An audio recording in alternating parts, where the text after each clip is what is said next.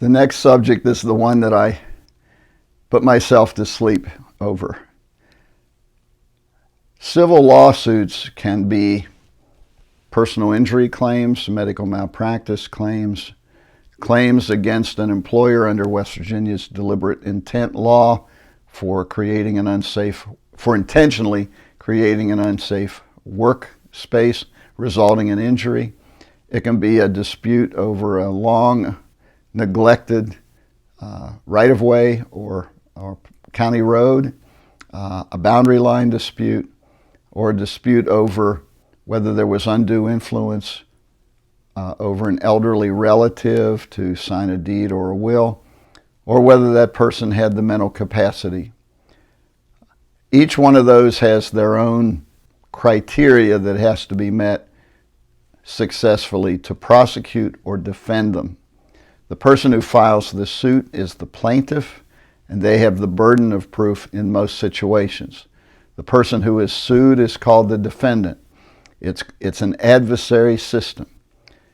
It comes and was derived from the common law, and I'm not going to try to give you a summary of the great Oliver Wendell Holmes Jr.'s volume, The Common Law, but it was surprisingly interesting to me. Anything that had to do with philosophy or theory was great. Getting down and reading those dry statutes and memorizing those cases and reading all those head notes. Let's just say law school was not my favorite 3 years. If I wasn't with the person that I'm with today, happy as a clam in my new little trailer home on the mile ground, I don't think I could have done that. It just was very difficult. Only when I got to my third year and started doing things like mock trial and where you would actually pretend to be in a trial, or write legal research on the philosophy of law and other things, did it really light up for me, and I realized that I could be a lawyer.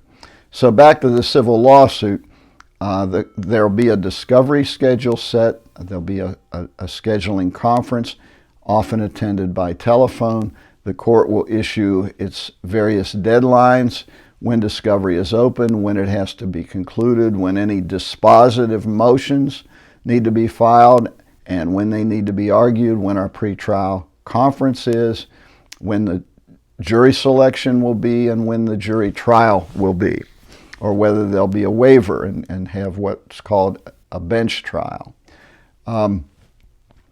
There's a thing called motion practice. If you read the other side's complaint and can honestly say, so what? Even if all those things happened the way they've alleged them, it won't give them a cause of action. And it's possible. Over in the family court side, you can ask for a substantial, you can ask for a modification of a court's parenting plan or final order, but if you don't give a substantial and material reason, it could be thrown out. Or if you've been ordered by the court to go to mediation first and you haven't, it could be thrown out.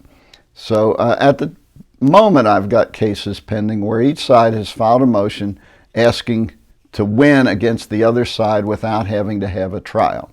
And time will tell how those turn out, but it's very important to draft your pleadings carefully.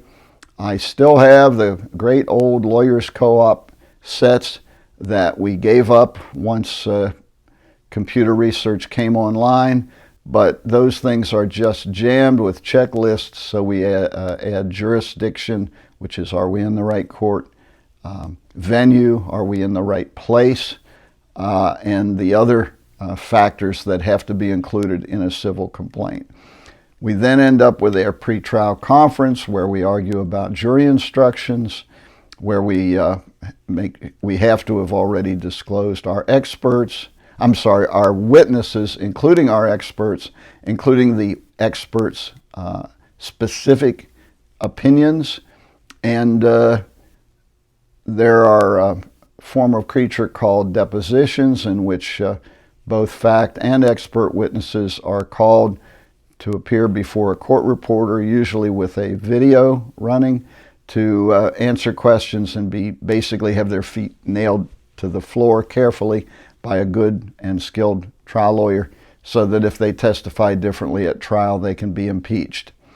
It's also sometimes a fun thing to impeach them right there at the deposition and get them to back off on certain opinions. I once did that, very, very close to that, on a rule called the rule against perpetuities. And we got right to the point where the expert knew he really had very little choice but to agree with me. He gave me a little rueful smile like, well, you've got me there, and then denied it. But we ended up prevailing on that particular issue. It was a fun case. So having done all that, and then having entered the contents of the depositions into the software that lets you organize all that information, identifying your witnesses and your exhibits, you try the case. And it doesn't happen in an hour as it does on TV. These cases take months and sometimes years to develop.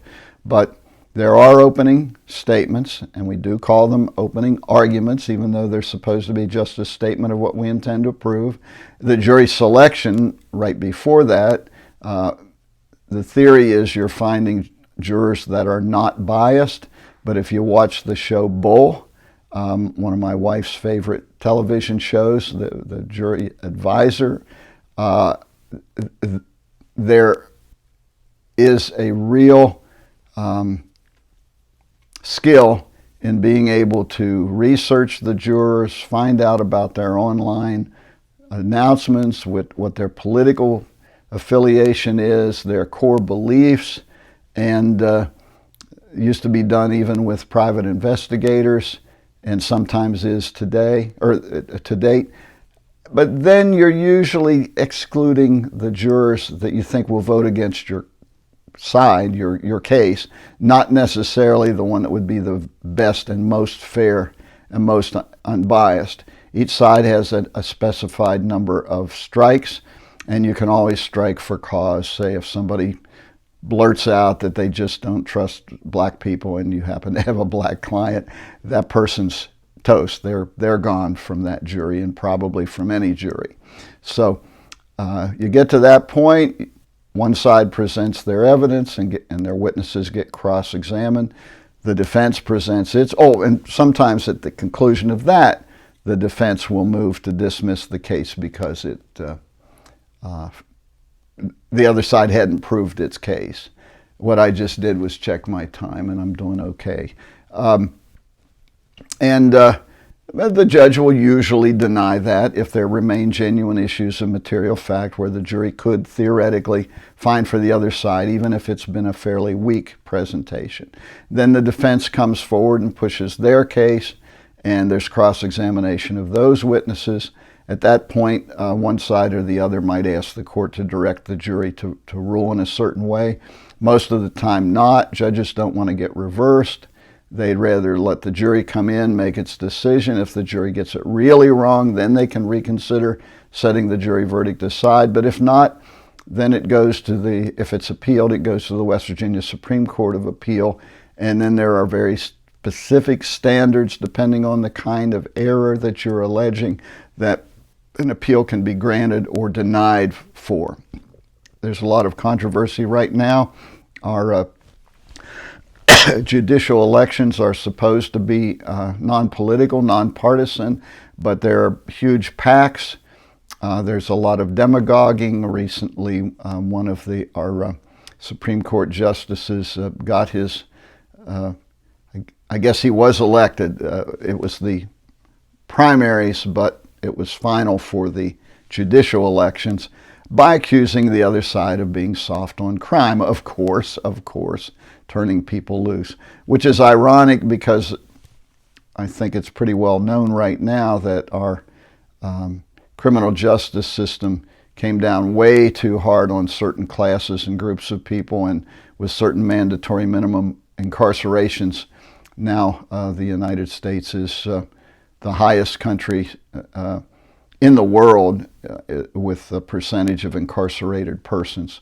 But I'm going to come back to the civil suit before I finish this and point out then that the jury will go and deliberate, and the jury will be 6 of your peers. having been winnowed down from perhaps a panel of 30 to 60 people. And I assure you that those people work very hard. They do their very best to understand it.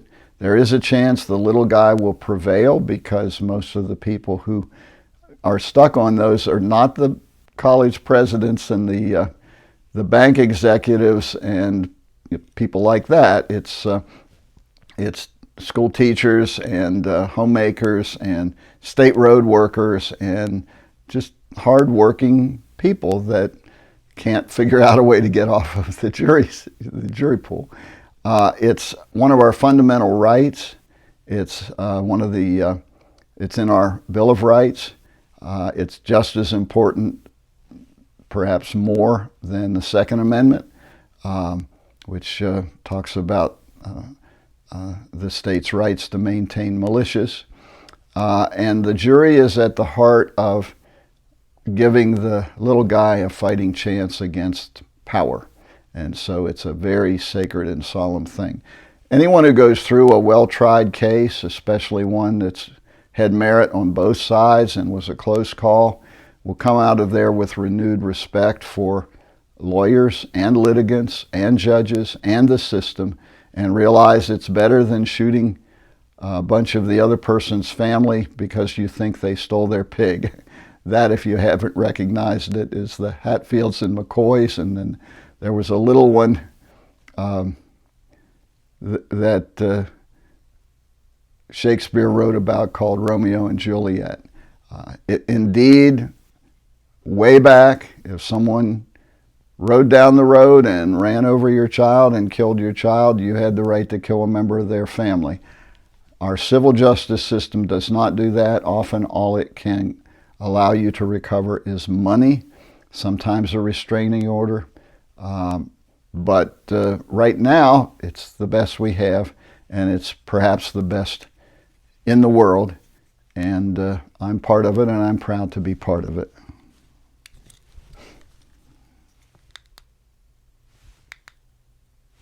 Come on, buddy.